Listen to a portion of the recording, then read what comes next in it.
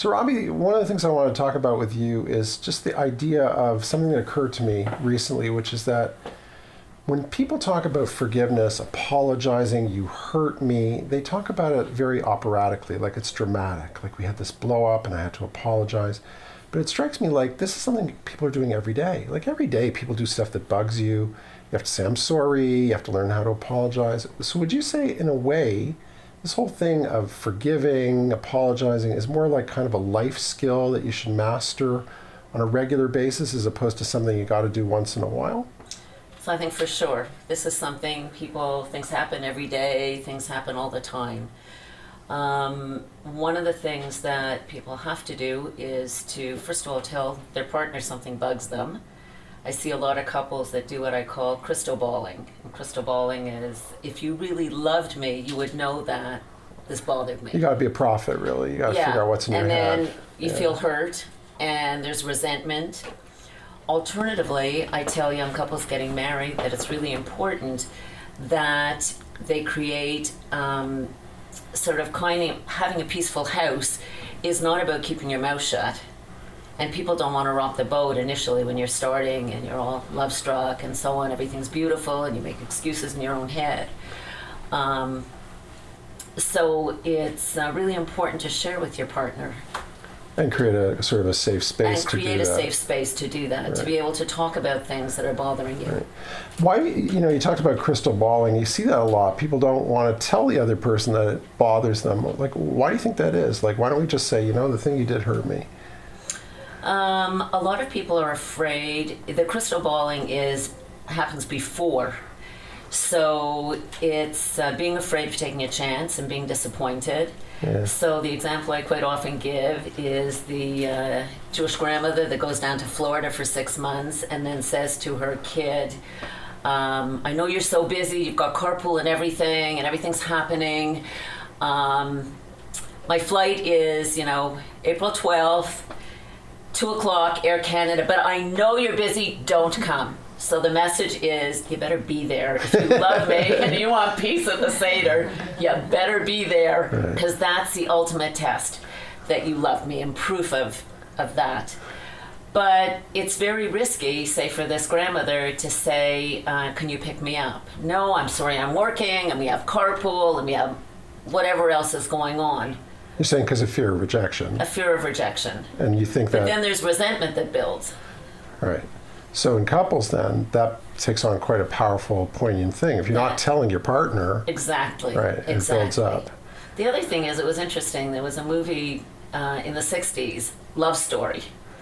And the tagline was, love is never having to say you're sorry. Well, I tell couples, love is always having to say you're sorry. Yeah, it could be one of the most ridiculous lines. It was one of the most ridiculous lines. Yeah, it's absurd. Yeah, I agree totally. Do you think another thing about it is, I've often thought that sometimes we run into people who I might just call emotionally obtuse, right? They just don't get that they've done stuff. And so when you're with an emotionally obtuse person, it's almost like you can't believe that they don't know what they did to you. So you feel like, why should I say anything? Like, of course they know, right? Yeah, or it's been happening over and over again. I find a lot of times,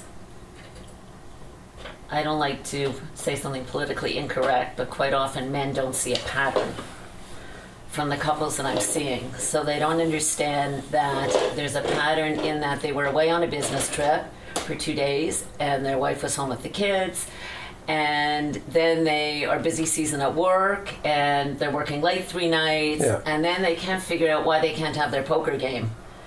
So in a period of a week or 10 days, they're taking 5 days, nights, whatever, that their wife is left with the kids. And when we confront them on it, or when we discuss it, or when she confronts him on it, he'll say, what? They were like, totally, I don't see. Yeah. They don't always connect the dots. So that's part of a learning process.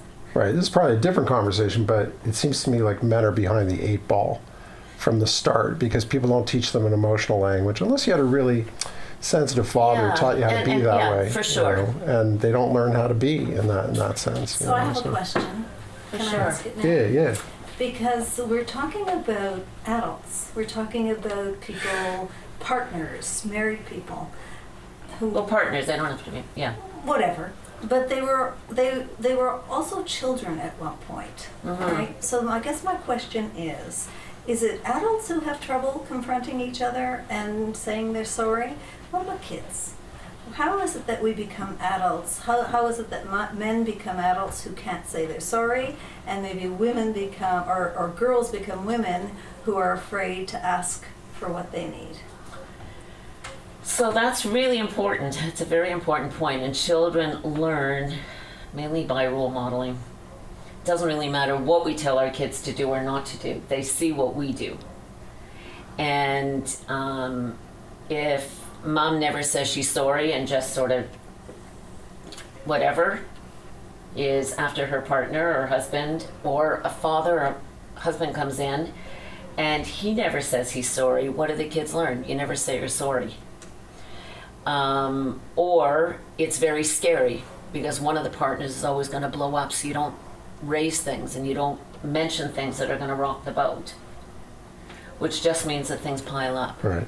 Ultimately, you brush things under the carpet and one day it's like everything, all the garbage that's been happening for the last year, the last 10 years, the last 35 years comes up. So this isn't nature, it's nurture.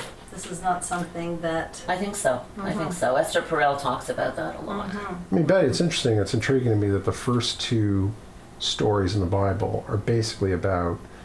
First story is about not taking responsibility, and the second story is about growing up as a child of somebody who didn't take responsibility, right? So in the first story, the famous Eden story, so Adam is told by God, don't eat from the tree. He eats from the tree and then hides in the garden like a baby, like a child, even though he's a man. Right. And God says, did you eat from that tree? And what does he do? He says, oh, the woman you gave to be with me, she made me eat. Right? So it's everybody's fault, but it's God's fault, it's Eve's fault, it's not my fault. So imagine growing up as the kid of these parents. So what ends up happening? They have two sons. They have three sons, but two of them, Cain kills Abel. And when God says to Cain, hey, where's your brother? He goes, am I my brother's keeper? Now, I wonder where he learned that behavior. He learned it at home. He learned it from mom and dad, or at least dad. So, I mean, it really is a powerful thing if you don't have that role model. And the thing we were talking about before is that I mean, I don't think it's politically incorrect. I think it's true. I think men are at a bit of a disadvantage here. I just don't think they get the emotional modeling. And so when it comes to things like being in a relationship, long-term, partnering, and you're trying to learn basic skills of like how to apologize, what do you think people want in an apology? Like, what are they really looking for when they say you hurt me? They're looking for someone taking responsibility and not saying it's your fault. Well, if you hadn't done this, then I wouldn't have reacted this way. If you hadn't hounded me as soon as I walked in the door. And I think people want their partner to take responsibility, not if I hurt you. Yeah. But I hurt you. I was unaware that this was an issue for you. Thank you for sharing with me. I'm going to do my best not to repeat it. People, I mean, you must have seen this a lot of times in your work, where there's these code words that people use, which is like, I'm apologizing, but it's your fault. Like, she's very sensitive. Right. If I hurt you, that kind of thing. Yeah. It's a way of pulling off of the accountability. Anything that starts with an if. Right, is a loser. Self-negating, Yeah. You must have seen situations where forgiveness is also difficult, if not well-nigh impossible. Like, do you think there are things that are just, you can imagine why nobody would forgive the person for that? Or do you think all situations could lead to some kind of atonement? So it's very interesting. I think it depends on how, before we were talking about this, I always conceived of forgiveness as a partnership. But in many situations, forgiveness is really in your own head. And it really has very little to do with the other person. What do you mean? So it's about me deciding if I'm upset with you or if you've done something horrible to me, how much space I'm going to give you to live rent-free in my brain. Meaning if I hang on to the resentment, you're just... Right, you're how just, much space, and part of that means that I stay a victim. Right. I was actually shocked. I think part of it is every person decides where their line is. It's what I call a deal breaker. I was shocked when I spoke to Danielle Kane, who was a nursing student that went out to help people with the Danforth shooting in Toronto. And she herself was shot. She was shot and paralyzed. And I said, she said to me, I forgive him.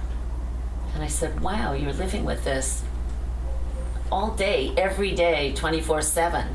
Your life has been turned upside down. And she said, if I give the shooter space, I am losing energy in getting myself well and moving forward. And I can't afford to do that. So it's a conscious, deliberate decision to let it go because you don't want that person Right. occupying your head all the time. And That- would you Yeah. differentiate between forgiveness and sort of grieving, like release? Because it sounds to me like she doesn't want this occupying her emotional space, but that doesn't necessarily mean you actually forgive what has been done. So forgive, interestingly, forgive is about really where you're going to park those events in your brain, how much space you're going to give. You never really forget, but it depends how far back in the brain you're going to keep these memories. And some people keep them a little closer, and some people really stockpile them, especially with partners. You know, they may, I'm a bit of a hoarder, and some people hoard their hurts Resentments, yeah. and resentments just in case they may need it. And it was interesting. I had a woman that I saw when I first started out in practice. I was working at the hospital, and this was in the 70s, sorry. And her son was already at York, so this event happened nearly 20 years before. And every time she and her husband had an argument, so let me get the story properly. Her husband, when her son was born, I don't know if people know that in the 50s, guys weren't in the room. They weren't the labor coach and whatever with their partners. They stood and paced out in the waiting room and whatever. Anyhow, her husband had gone off with his buddies to go drinking While she was giving birth. which is not, it's not the best thing Not in the great. world to be there. Yeah. But for whatever reason, he had gone off. And every time they had an argument, this was the thing that she threw up to him. And you weren't there when I gave birth. And I said to her, I said, Mary, are you planning to have another child? And she looked at me horrified. She was in her 50s. And she said, no, of course not. I said, then you're holding on to this pain so that you can throw it up to your husband. Literally every time they had an argument, at least once a session, she would say, and that was her final punch. And you weren't there. So, you talk about victimhood, but the story you're telling actually illustrates the uses to which victimhood are put, which is that it's a power card, right? If I can hold this over you perpetually, you did this. I mean, you see this with adultery, right? Sure. I'll quasi forgive you, but actually I want to keep the card in my pocket because every time you do something, every time I want something, it's like you owe me, you owe me, you owe me, right? So with adultery, it's interesting that I find it goes through different phases, the forgiveness part, if couples want to stay together. And I'd say at least half the couples I see that have come in with adultery as the issue are able to move forward and actually have stronger relationships. Stronger relationships? Yes. Why do you think that is? Because a lot of times the adultery, without excusing it in any way, brings out a lot of really raw emotion. That hasn't been expressed prior. That hasn't been expressed. But there is a process, and there's that initial stage where the partner, whether it's male or female, will say, I'm sorry. They're in crisis mode. I'll do anything you want, whatever you Right, want to make yeah. it work. I don't want to break up our relationship. Right, new Cadillac, it's coming along. Yeah, whatever, facelift, whatever. Right. Cadillac is nothing now. It's Oh, fine. oh, What's the one that the I'm all- Tesla's yeah, a I'm new always thing. It's, behind. whatever. But in any case, that's in the initial stage. It's been my experience that it takes a lot of hard work, but somewhere around, and there's a lot of eating crow, and I say you got to do it. You just have to do it to get through it.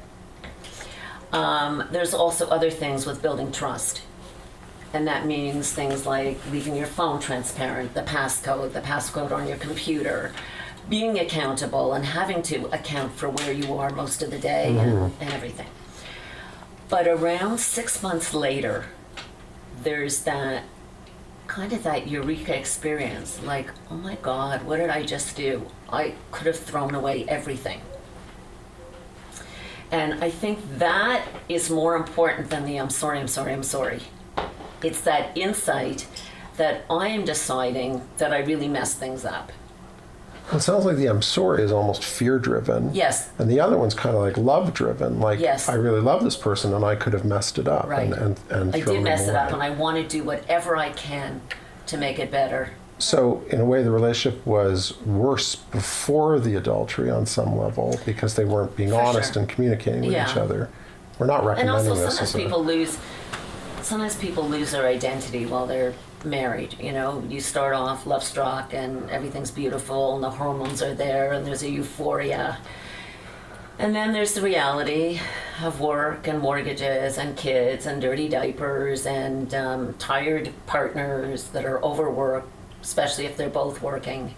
And there isn't that much help in the house. It's like working a 36-hour day constantly. And a lot of people miss that excitement, that person that they were. And infidelities are really rarely, I don't even think I remember any time anyone ever said it was about someone being sexier, had a hotter body. This is the idea we always imagine. But it's usually about bringing out the role of Prince Charming, feeling beautiful, feeling intelligent, being beyond whoever they've become. So you're saying that the partner, in a way, it's the value that gets added to their own self-perception. Like you're seeing somebody else look at you in a certain way, In and a that's different really in way, a different like, way yeah. than and it's exciting, and you haven't had that for years. Right. So, would you say? I mean, you mentioned Esther Perel before. She has a thesis that, in a way, a lot of infidelities are not about dissatisfaction with your partner at all. It's No, it's about that lost wanting to identity, return to yeah. that lost identity. You agree with Yeah, that? yeah. That people want to have a certain sense, but And also things are more available now. Right. You know what? Sometimes things are a certain time, a certain place, and people are traveling a lot more. A lot of people are working in different cities. They're commuting. They have a lot more hotel experiences. A lot more They're working opportunity. intensely. Well, also working intensely with other together people. with someone Right. else, someone of the opposite sex, and an opportunity. I mean, I'm not justifying it in any way. No, I understand. I just wanted to ask off of what you were saying. Not that I'm advocating for adultery, but you know, there's sort of more of a trend now in terms of people having conversations about open relationships and open marriage and polyamorous relationships and things like that. And I was wondering if you think on some level along the same lines, but in a more sort of discussed, honest way, open relationships are kind of saying, I want to have a sense of self again. I want to experience myself outside of this almost like mono person that we are, which is married. Like it allows that in a way. So, I don't agree with that at all. Okay, The so I O'Neills understood why. 30 or 40 years ago found it didn't work. Open marriage does not work. They ended up getting divorced, if I remember correctly.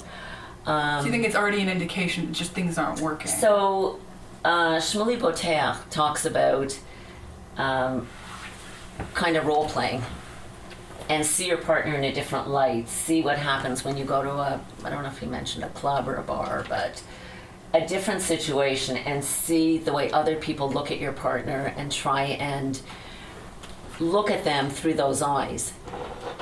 And I think it's important, you know, people feel we've been drinking the Kool-Aid that we live happily ever after. Once the wedding happens, it's all over. How hard do we work to try and attract a mate? And they lived happily ever after. Every story ends and they lived happily ever after. But really, couples that are happy work at it every day. And they work at being connected, and they work at being romantic, and they work at being loving, and they work about being caring. And it doesn't just happen. Do you think that's enough? In other words, I think there are people, I mean, obviously I haven't been married, but, you know, anything in that sort of static mode for a long time can be hard to revive. And even, I would imagine couples who are married for 40 years, right, on some level it's not, I don't love you anymore, I don't want to work hard enough, but they want to sort of maybe enter a new phase in their life or get to know a different part of them that they just don't have within their marriage, right? So I think you have to work at it. I think this is Okay. part of sharing, and I think this is part of, I'm not sure if it's Esther Perel or I can't remember who it was that talked about having, being married 3 times but to the same person at different phases of your life. Uh-huh.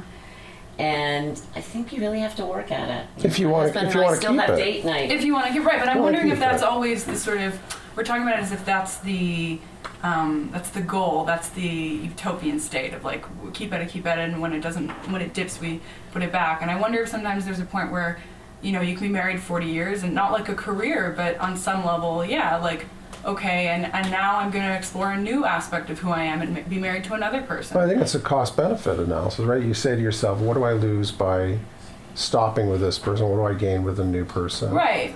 But Robbie's also talking about illusion, right? Right. You think it's going to be great if, you know, I'm with a Yeah. new person. Actually, yeah. I also have to say, though, a lot of what I'm hearing almost from both of you has a lot to do with sense of self.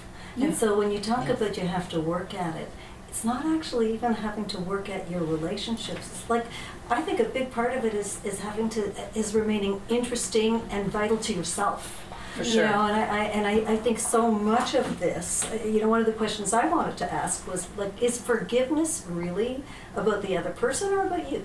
No, it's about you. Right? And so, and it's that same thing about when, you know, I tend to think that if you've grown bored of a relationship or if it's not working, I don't know how much that has to do with the other person or has more to do with yourself. But I don't think that realization could be necessarily negative. It might be a Absolutely. wonderful sort of eureka moment in your life.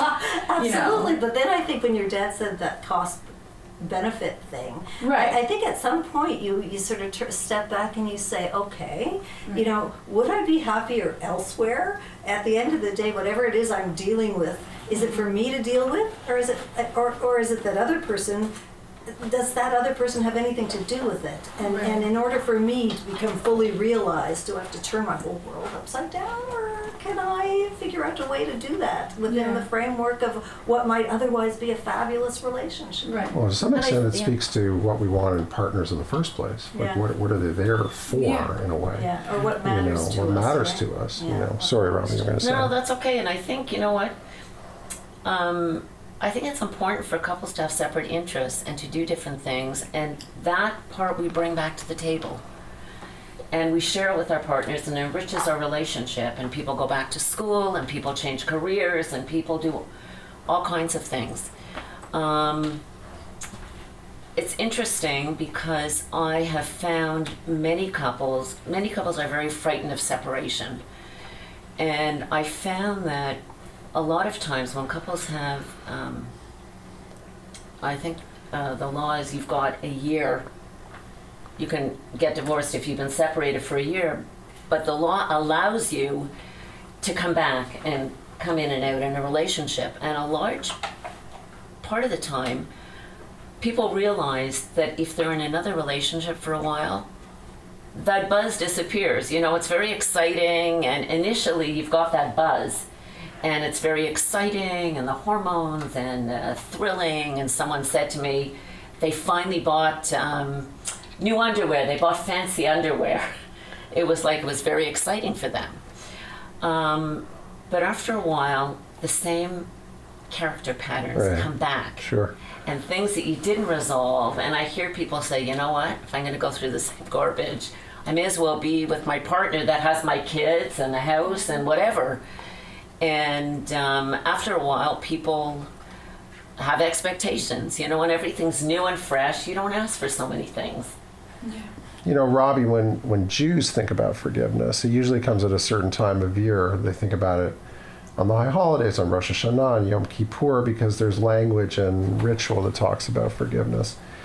So there was a book by a woman named Terry Jentz, I think it was called Strange Piece of Paradise, something like that. And it was a very poignant story. She went on a camping trip, a bicycling trip with her friend in 1977, and she suffered a very brutal attack. And the book recounts how she goes back 15 years later to Oregon to sort of think about and process what happened to her. And one of the striking things that she talks about is that she obviously was raised in a kind of Christian education where she was sort of propelled to forgive the guy, because there was this kind of meta message coming out of her religious training: you're supposed to forgive people. And she's quite enraged by it. You know, she feels powerless. She feels like kind of manipulated into forgiving. And there are sort of similar messages in Judaism about, you know, ask 3 times, right? There's a law that you should ask forgiveness 3 times, and if the person doesn't forgive you, it kind of flips over to being their problem, so to speak. And that kind of gives that message of pressure to forgive. Do you feel that there's a kind of a timing to forgiveness, and that it's actually better sometimes if people don't forgive so quickly if they're not ready to do so?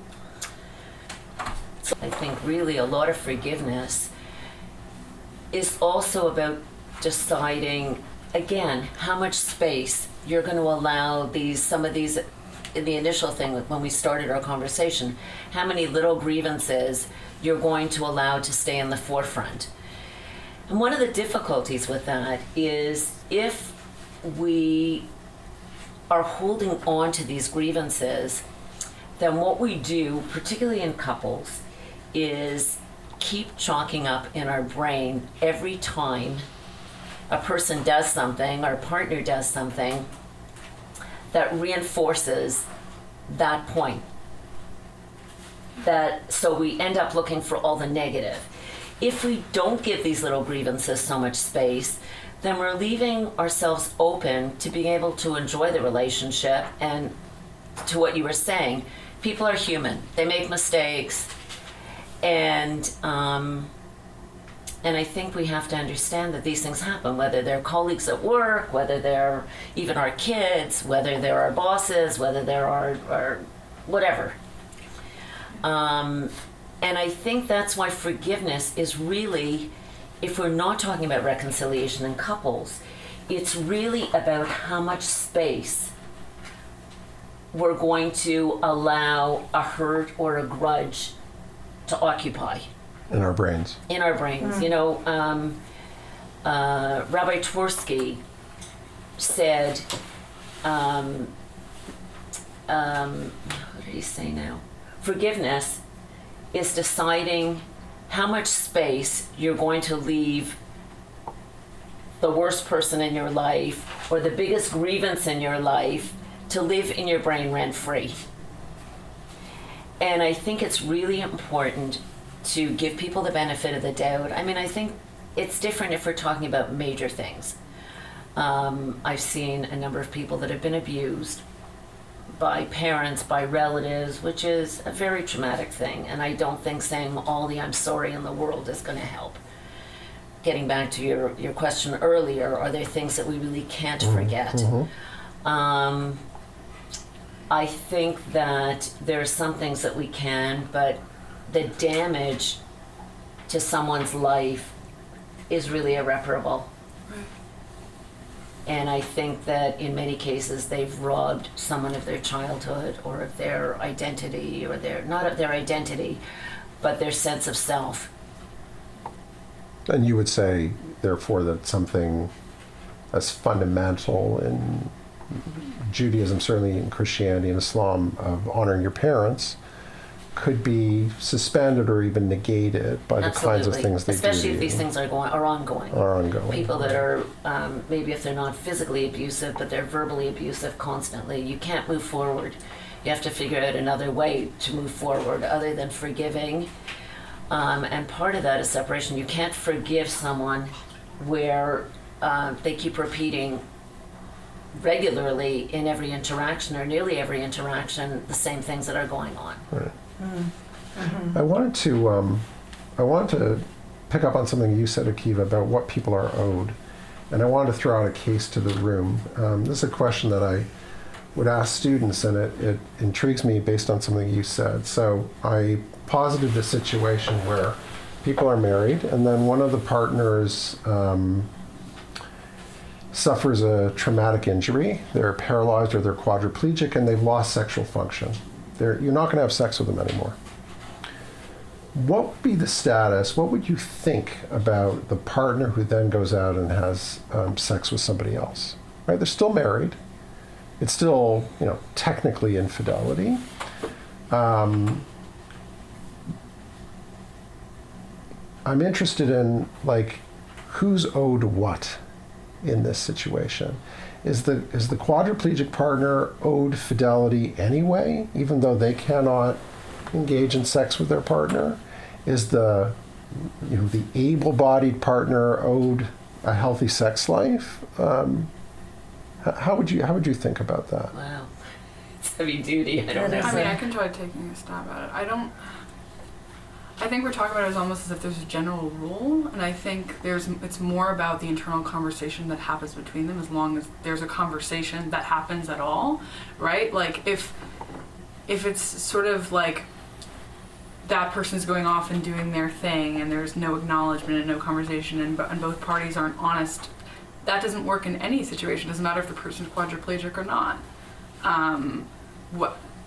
Whether it's okay and how we view them, I think that's a larger conversation about how the fact that we have sympathy for something that's happened for someone doesn't mean we justify it, right? Like, okay, someone grew up in an abusive household and therefore they can grow up and abuse their kids or set a house on fire, do all kinds of things that a lot of these people do, and then that's like the case that's pleaded in court is, they were under sort of stress or dealing with mental health issues, and that's sort of just a larger question of whether we excuse that behavior.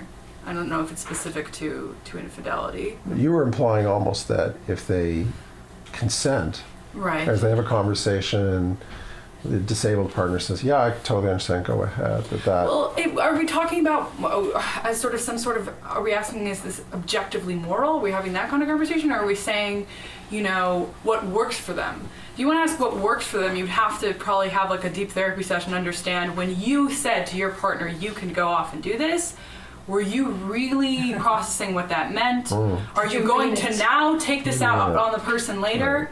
Right? Like I think if we're sort of throwing morality to the side here, we're more talking about what's important is whether this is going to be damaging to the relationship, right? Then people need to they need to discuss it, right? Like and maybe even if they discuss it at first, because that's how life works, they're going to realize later that, okay, we need to make adjustments, or I thought that I was okay with it and really I'm not. Usually but if throughout the entire relationship they're honest and keep going back and having conversations, like if one side can feel that they can come back and express, you know what, I'm actually not okay with this, maybe they can go somewhere from there.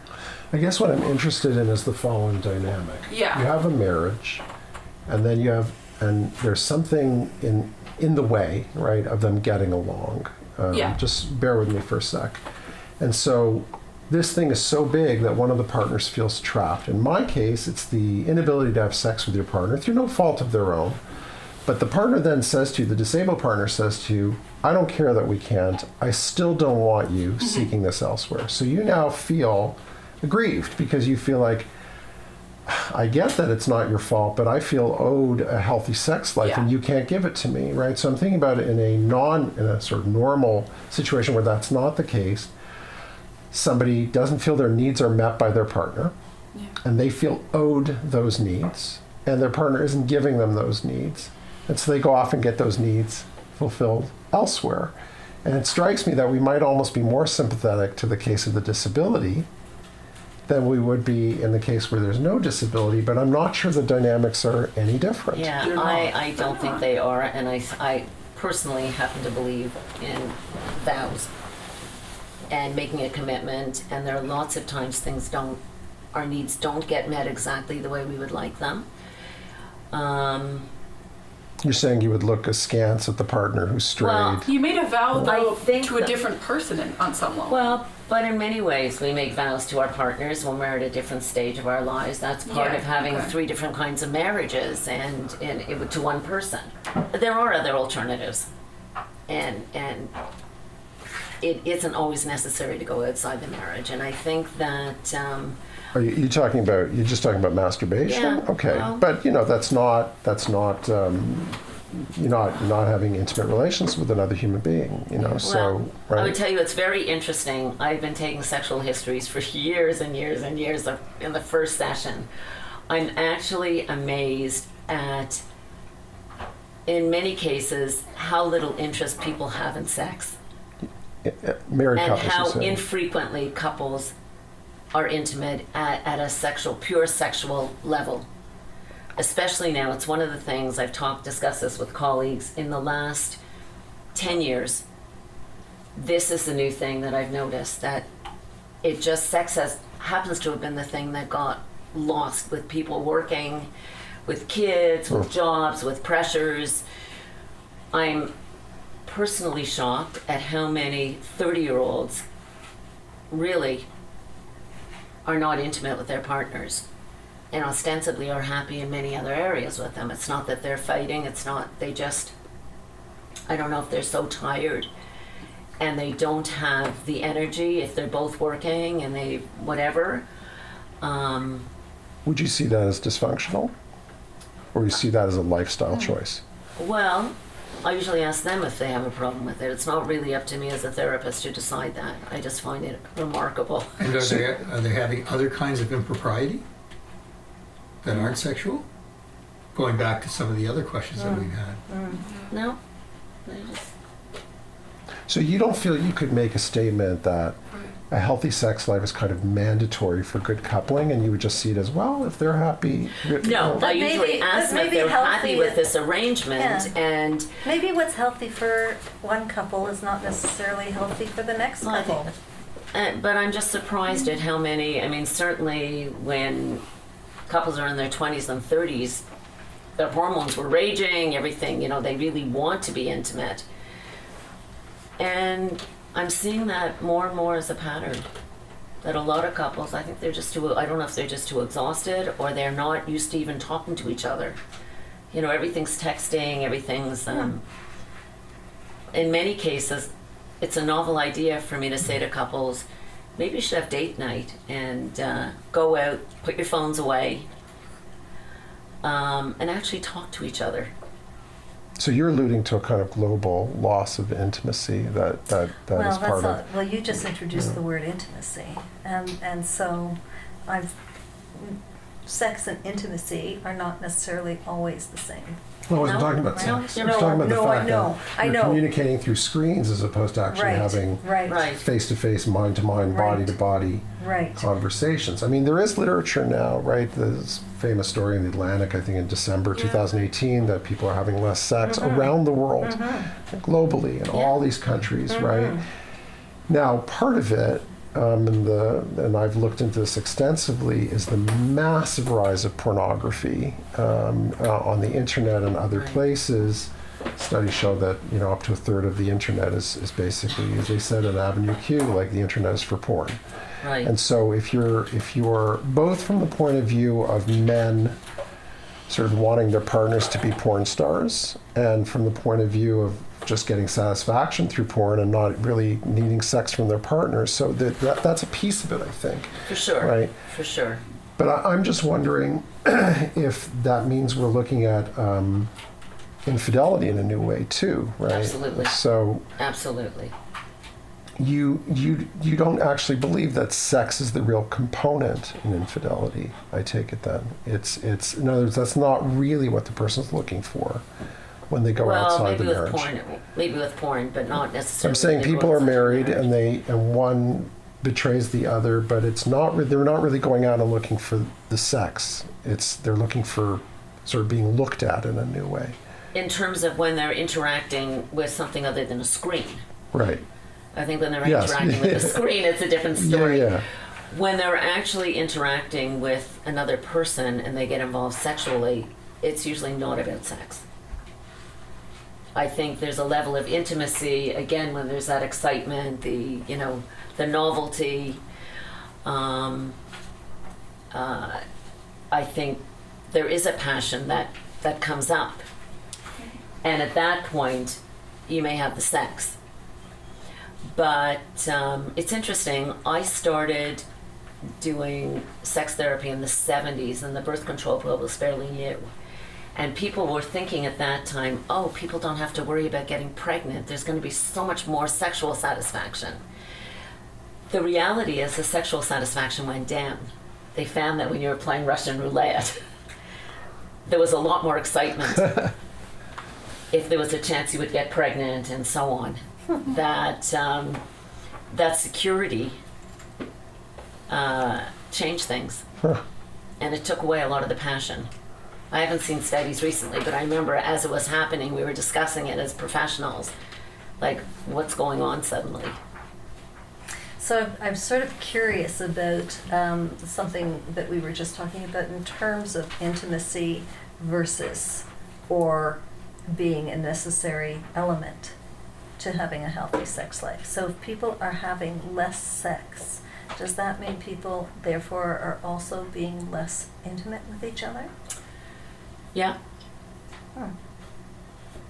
You know, when I do sexual therapy, I talk about, I mean, except if I'm actually given concrete things on how to, but I talk about it as nonverbal communication. So I change their way of relating verbally, and I change their way of relating nonverbally, and part of that, you know, the new sex therapy is scheduling intimacy. Saying every Saturday night, no matter what, we're going to do it, or Sunday afternoon, or Tuesday morning, and actually scheduling it. This is a new form. Right. Doesn't that also sort of take the magic away? Yeah. It does, but And I have to ask again, Yeah. I don't know that I necessarily, for what it's worth, I don't know if I necessarily believe that intimacy is only about sex. Just the way I don't necessarily believe that sex is only about love. For sure. And so I don't know that they're always connected. And I think, yeah, things are changing a lot, the way people are communicating. You know, there's definitely technology is definitely yeah, they're not really communicating. Everything's in 20 words or less or something, and right. No, I agree with you. I think there's intimacies that are entirely I do too. non-sexual. I do. People can have sexual relations with people who scarcely know them and do not know their deepest, darkest stuff, and can have incredibly intimate relationships in which they're sharing everything on a soul level and not being physical, but it's an incredibly exposed, vulnerable kind of relationship. So and do you yeah. think that's supposed to, so that's sort of, I guess, what I'd be wondering about in terms of emotional infidelities? Like, do you think that when someone feels they can't have an emotional intimacy within sort of the confines of their relationship anymore, and they kind of outsource it to a good friend, maybe it's not even conscious, they continue to just sort of feel they can find that place with someone else outside their relationship and slowly realize they're not finding it with their husband or wife, and at some point maybe, I don't know, the wife notices, do you think that she can treat it as an infidelity? Or I feel it as a on the betrayal. Absolutely. And you've When they experienced that, like they talk absolutely, about when it they like see cheating. emails, you're talking about this to this person, and Yeah. they know your innermost feelings. You won't even tell me Yeah. kind of the time of day. We sit and we can't even talk at the table, at the dinner table. You have nothing to say to me. You're busy with your phone. And here I've seen these emails, and you're on this either chat room or Yeah. looking at emails, talking about things that I've been married to for years, and Yeah. you've never shared with me. Right. But in that, so that's so interesting, because in that conversation, and so initially you'd think the person being who's wronged is the accuser, who's saying, you know, you're outsourcing our intimacy to, you know, to this friend of yours, or to the internet. But, you know, what is that person? How do they respond when the other person says, well, you know, you're not giving me a space where I feel like I can share with you anymore? So a lot of people find, you know, the old thing was when people went backpacking in Europe, they'll share with a total stranger the most intimate details of their lives. And I think it's very non-threatening if you're sharing the most, your vulnerabilities, Yeah. your fears, your anxieties, your whatever. With a stranger, you don't feel there's that judgment. Yeah. And I think that, and you'll never see them again, or maybe you'll never see these people. It's almost like writing a diary or a journal that I mean, I think the trick is really to do it with the person who's in your life. Right. And not, Build it up, not acknowledgement on both sides. Right. And not necessarily outsource Well, it. sometimes again, we don't have a safe environment in our house that we won't be laughed at. Right. Right. Like if I came Or to you, you wouldn't ridiculed really or- get it, is kind of the message. Like, Well, but you haven't tried, and I think the first thing you have to do is try. Robbie, I wanted to focus us sort of one last time on what I call the scene of forgiveness. Like, in your view, what would be a kind of ideal conversation or reconciliation? How would the person go about communicating their hurt? How would the other person go about apologizing? How would the first party ideally forgive them? What would be a really good model for doing this? So I think it's being able to state clearly what's happened and how you're feeling. And for the person to actually acknowledge first, you're saying, I did this, and this is what it means to you. Then apologizing. Then saying, tell me the way we can rebuild your trust in me, either that I won't hurt you or swear at you or betray you or whatever's going on. So let me just pause so I'm clear on this. So very clear, specific communication of hurt, and then what you're saying is that the person who did the wronging, instead of just saying I'm sorry or I won't do it again, actually invests the time and energy to find out a long-term solution. Tell me what I need to do. Tell me the person I need to be. Tell me what you need. That's more important than just saying, Saying I'm I'm sorry sorry. is useless in many ways. I mean, it's useless unless there's follow-up. And part of that, where there's been a sexual infidelity, part of that is opening up your passcodes on your phone, being able to, also being able to mainly anticipate what some of the pitfalls are. So if you are late coming home, to be able to preempt it and say, look, I'm in traffic now. Now with cell phones, you can do it from the car, You shouldn't. sorry, you can do it with the phone if it's hooked up to the car. But, or even saying, I'm leaving the office now, or I'm leaving whatever, Johnny's baseball thing now. Preempting and understanding that if you're 5 minutes late, there's that automatic, the bells are going off, it's happening again. Or if you go off and take a phone call, yeah. they're doing it. Trying to anticipate all the things and being transparent and saying, okay, these are my passcodes, and being able to leave the phone out there. So if the phone rings, you can see who it is. So, Robbie, I have a slightly different question, maybe on the same theme, though. We were earlier talking about forgiveness and deciding about how much space you were going to give something. How do you learn to perhaps give less space to feeling wronged? How do you learn to be I guess less intense about feeling wronged, so that you're not carrying as many grudges, so that you're not spending all of your time creating that list of things that you were wronged about? So it's good to raise the wrongs, especially in an intimate relationship, as they're coming up, and not letting them pile up, so that at some point you may not even be totally rational when it first comes out. But at some point you have to decide too to let it go. So I think you have to decide the big things and the little things. As I say, if you just mention something, humor is very important. I think couples need to have a sense of humor, to be able to laugh at themselves, to not take themselves so seriously, to realize when you have discussions, one of the questions that I ask couples is, who wins the arguments? And tell me the way you win the argument. Is it by shutting someone down? Is it by stonewalling and just backing off and not saying anything? Is it pressuring? Is it just ignoring and doing whatever you want? Is it rolling your eyes?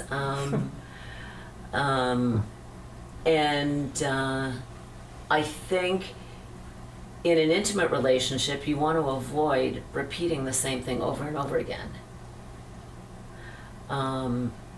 If it's a casual relationship, you don't care. You know, someone bumps into you on the street and they don't say, I'm sorry, like, who cares? If your partner is swearing at you, well, you do care. And I think that's something that that you're entitled to that respect, and I think you're entitled to have them change if they want to maintain the relationship. And I think it's that the difference again between forgiveness and reconciliation. So I guess, and I don't mean to sound challenging here, but No. I wonder how it doesn't feel so much like forgiveness to me if I need to see that telephone unlocked. It doesn't feel like forgiveness to me if I need proof all the time. Forgiveness to me should not have that many fences around it. I either forgive or I don't. I also wonder I don't know the if it's a other major person- betrayal. I don't think you can forgive, just say I forgive, because it doesn't mean anything. Huh. You need to have, I mean, we're talking about a trauma. And there is PTSD, and our brain functions to its own way of functioning. You're also talking about forgiveness as a thing, like sex is a thing. And there isn't, I don't think there's one day where you wake up in the morning, yesterday you weren't forgiving and then today you are.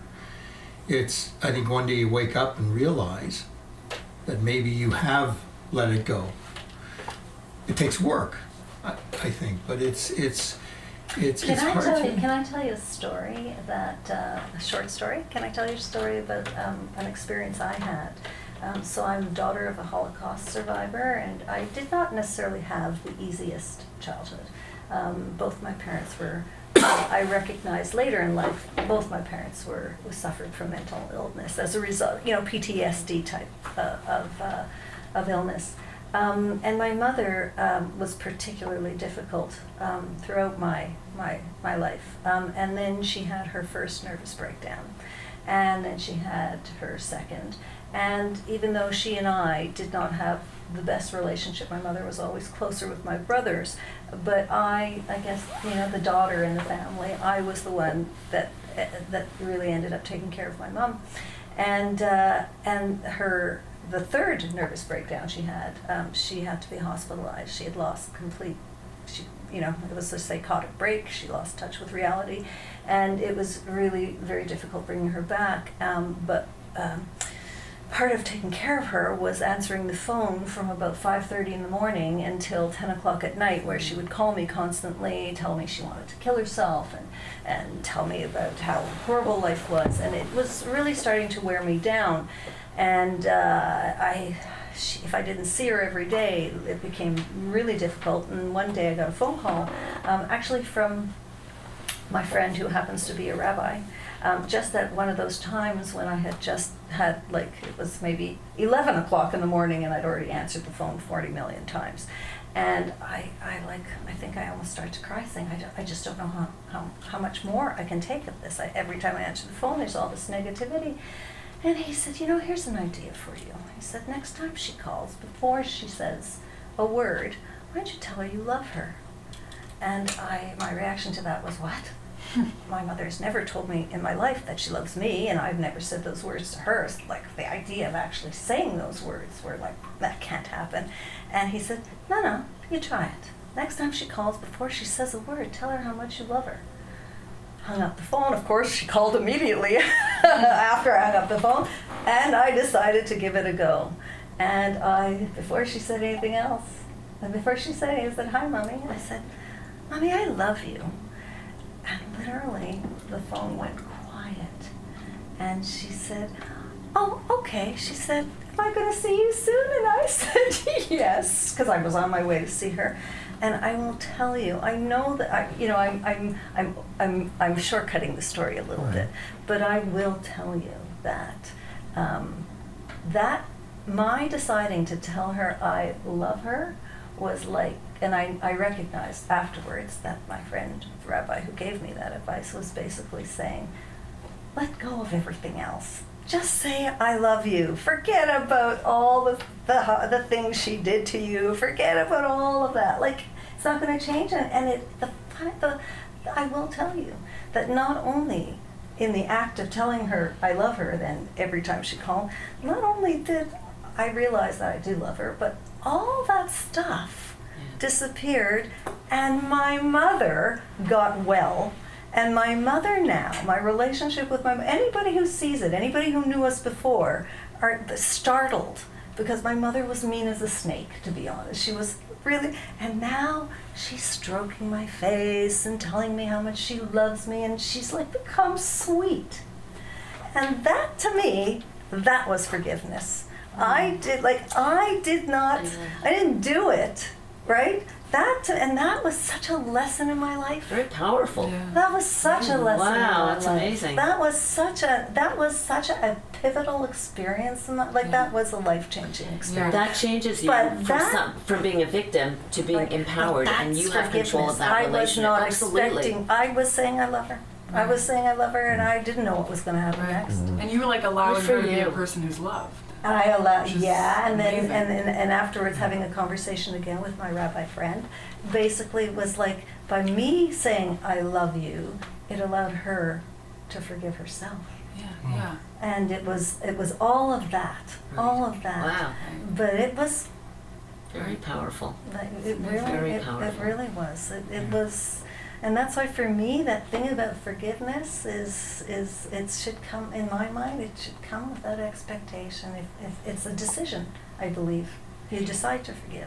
You're absolutely right. It's a personal thing that you're deciding how much you're going to let that and negativity how much take space, a space. How much space are you going to allow? Yes. You know, all that how much are you going to continue to let that wear you down? How much space are you going to let all of that Absolutely. take in brain? Wow. Glad it had a good ending. Me very much too. Yeah, Me but very much it's too. a change in your mindset. It makes a big difference. And that experience sort of informed other parts of my life. I have children. Yeah. You know, I have a husband, and friends, and I realize forgiveness now for me. It isn't what other people are proving to me. It's what I'm allowing. It's the space I am allowing, and it's also the recognition that I'm allowing the people around me to just be human. And it's not that I've lowered my expectations. It's just that I have. It empowers you to be free also, boundaries for and to yourself. not have to Yeah. to forgive yourself, to not be the, in quotes, the perfect daughter. If you don't go one day, it's not the end of the world, and Yeah. you can still be a good daughter. Yeah. Mm. Yeah. Thank you, Betty. Thank you.